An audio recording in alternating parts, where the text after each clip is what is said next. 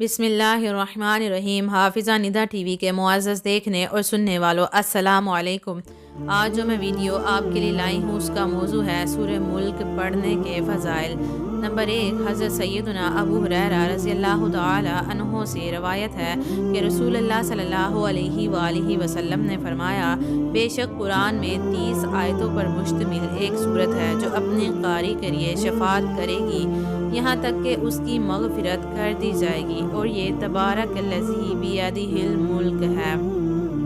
Number 2، حضرت سیدنا انس رضی اللہ تعالی عنہ سے روایت ہے کہ رسول اللہ صلی اللہ علیہ وآلہ وسلم نے فرمایا، قرآن کریم میں ایک سورت ہے جو اپنے قاری کے بارے میں جھگڑا کرے گی یہاں تک کہ اسے جنت میں داخل کرا دے گی، اور وہ سورت ملک ہے۔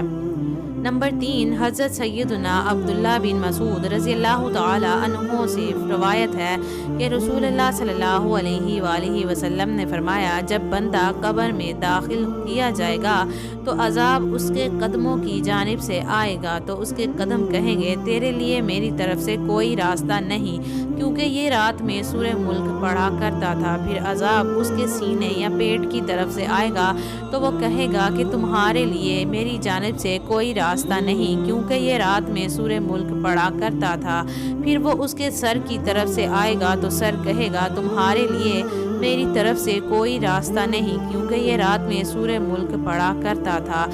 تو یہ سورت روکنے والی ہے، عذاب قبر سے روکتی ہے، تو رات میں اس کا نام سورہ ملک ہے۔ جو اسے رات میں پڑھتا ہے بہت زیادہ اور اچھا عمل کرتا ہے۔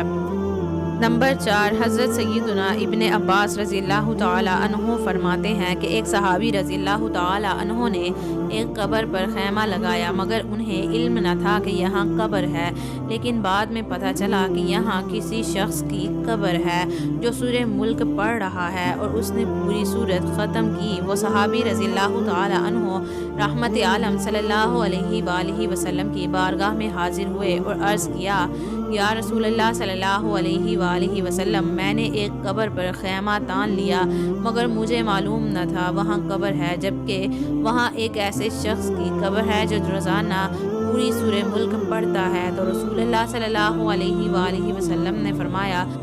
یہی روکنے والی ہے، یہی نجات دلانے والی ہے، جس نے اسے عذاب قبر سے محفوظ رکھا۔ نمبر 5، رسول اللہ صلی اللہ علیہ وآلہ وسلم کا فرمان عالی شان ہے کہ میری خواہش ہے کہ تبارک الذی بیدہ الملک ہر مومن کے دل میں ہو۔ نمبر 6، چاند دیکھ کر اس کو پڑھا جائے تو مہینے میں 30 دنوں تک وہ سختیوں سے محفوظ رہے گا، اس لیے کہ یہ 30 آیتیں ہیں اور 30 دن کے لیے کافی ہے۔ نمبر 7، حضرت سیدنا ابن عباس رضی اللہ تعالی عنہ فرماتے ہیں کہ میٹھے میٹھے آقا صلی اللہ علیہ وآلہ وسلم نے ارشاد فرمایا، بے شک میں قرآن میں 30 آیت کی ایک سورت پاتا ہوں، جو شخص رات سوتے وقت اس سورت کی تلاوت کرے اس کے لیے 30 نیکیاں لکھی جائیں گی، اور اس کے 30 گناہ مٹا دیے جائیں گے، اور اس کے 30 درجات بلند کیے جائیں گے۔ اللہ رب العزت اپنے فرشتوں میں سے ایک فرشتہ اس کی طرف بھیجے گا